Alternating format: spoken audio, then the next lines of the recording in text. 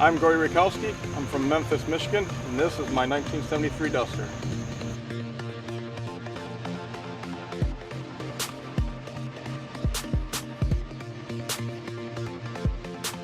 Yep, the car started out life as a 73 tan gold Duster. Had the brown snakeskin top on it.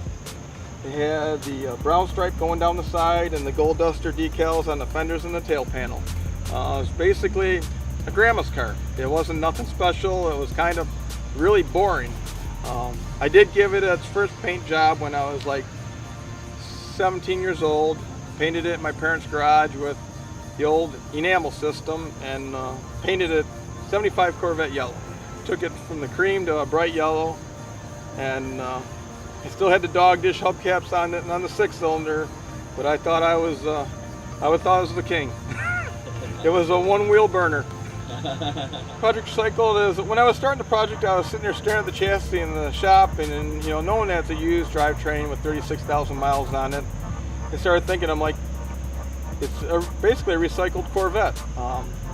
It could have been parted fully out and sold to a bunch of people and never used again for what it was built for, but I was able to pick up the driveline and keep it all in one piece. The car had been basically reborn umpteen times with the different engines and different ideas, and I just started thinking, I'm like, we're recycling the Corvette drivetrain, recycling a bunch of parts on it. I hit eBay trying to find a lot of the Duster pieces that I was missing, so I just came up with Project Recycled.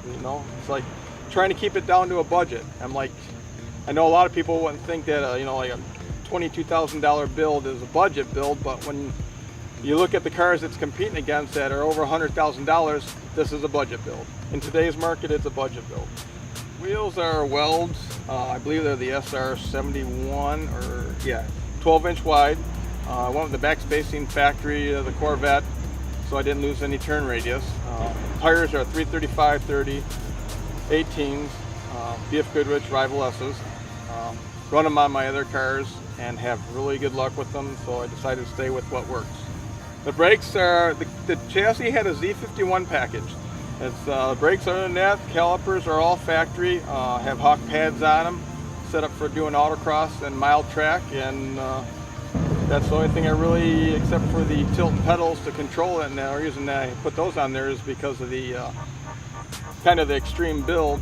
None of the Duster stuff would work, or the Corvette stuff, because I tried to recycle as much as I could from the original Corvette and the original Duster. Steering is all factory Corvette rack. Picked up a column from Summit. Trying to keep the budget down, so I went with the Summit column that's actually been pretty good all in all. Other than that, it's a lot of stock Corvette. I kept the radiator in the factory location. I kept all the hoses and plumbing to the radiator, and the transmission and engine oil coolers all stock with the Z51 package. And except for the body putting on a Corvette, it's a Duster body on a Corvette, is what it comes down to. Fuel system is an aeromotive tank, and we needed something that's going to be small enough to fit between the frame rails we built. We went searching around, had a couple different options out there. We found that the aeromotive was the best bang for the buck to get us underway, and we tried to, the whole build was basically keep it simple, stupid, and we didn't want to get elaborate. We just wanted to keep it simple. We want the car to be not complex. We didn't even use all the anti-lock was sold with us with the drivetrain, and we didn't use any anti-lock. Went back to just conventional manual brakes, so that when the driver drives the car, he feels the car.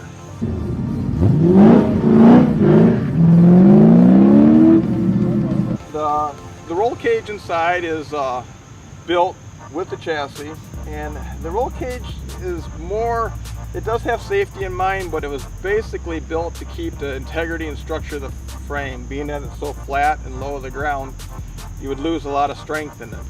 The seats, I tried a couple different versions of the seats, and I ended up calling my buddy Billy Utley over at B&B Classics, because he's a Recaro dealer, and I talked to him about seats, and he told me to come over and start sitting in them. He's got a bunch of them there, sitting in them, see what I can find that's going to fit me.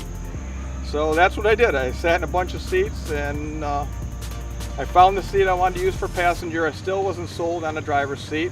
And he's like, you know, I got a racing seat in my Nova. And I'm like, I sat in racing seats. I'm a big guy. I don't fit in tiny little racing seats. He's like, you know, sit in it. You'd be surprised. So I sat in his car, and gave me more of a real world feel because I had a shifter and pedals to work with. And I'm like, it actually fits me. I was really surprised. So I ended up going with the Recaro seats. Oh. Yes. As the build's been going on, I've been releasing some pictures on my Facebook page and stuff like that. Well, it was kind of funny is just before we went to do a test drive, I posted a couple pictures just for friends and stuff to see that we were headed out to do a test drive, and it was out on my driveway.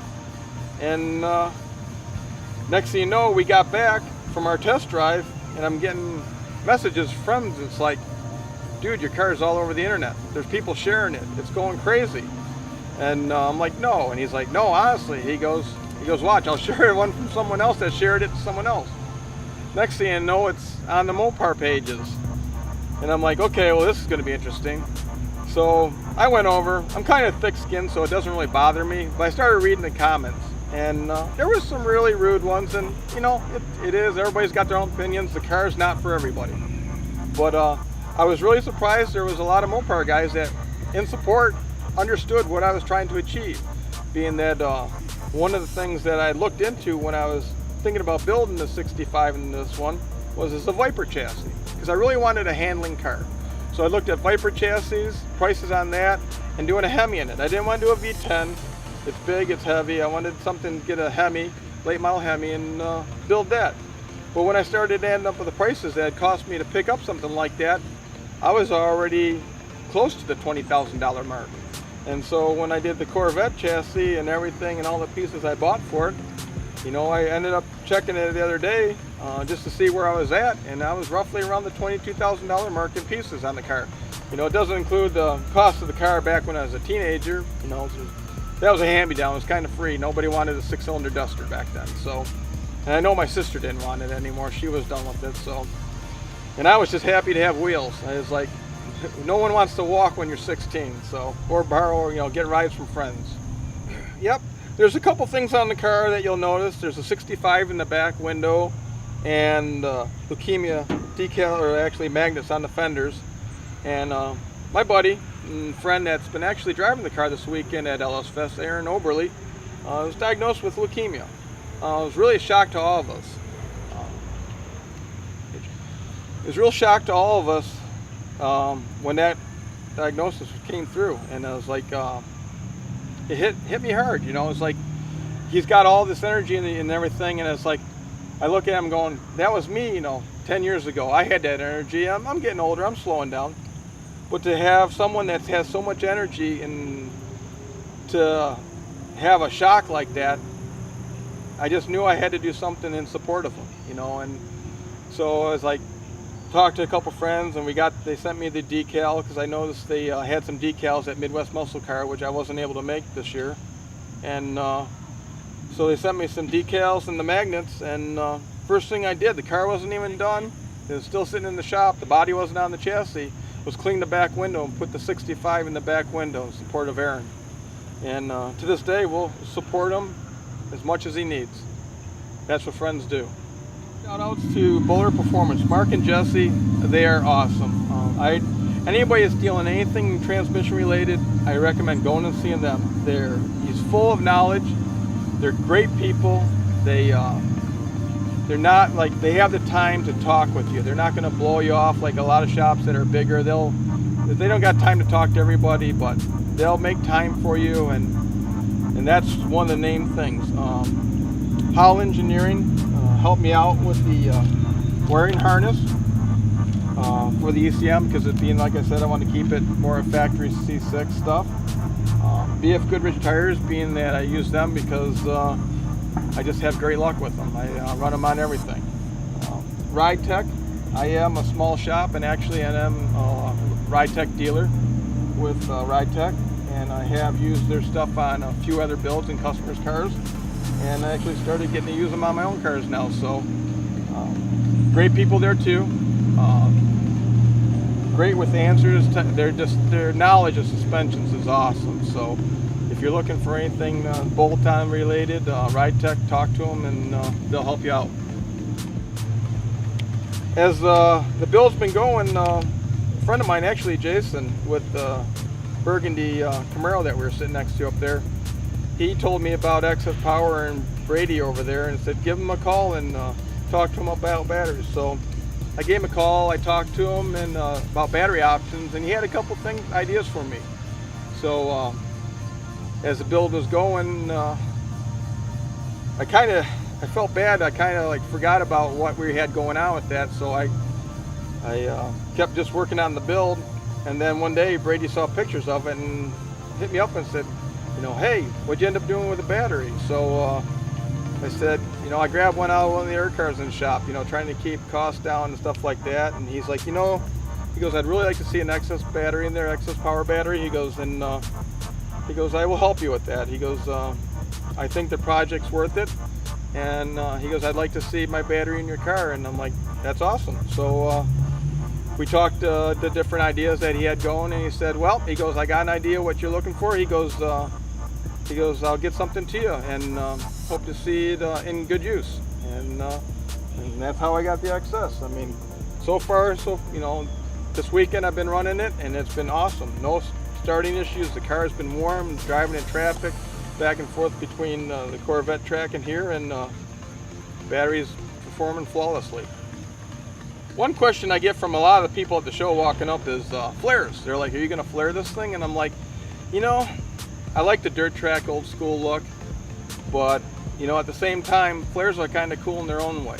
So I started thinking about it. It's like, what to come up with that's not going to commit me either way. So I got in my head a design that I'm going to try going with to have my flares removable.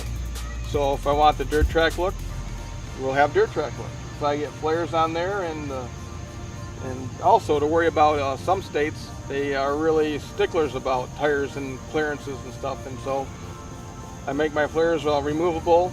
That way I can place them on the car and be out of state and be kind of comfortable that it's not going to be an issue with Johnny Law.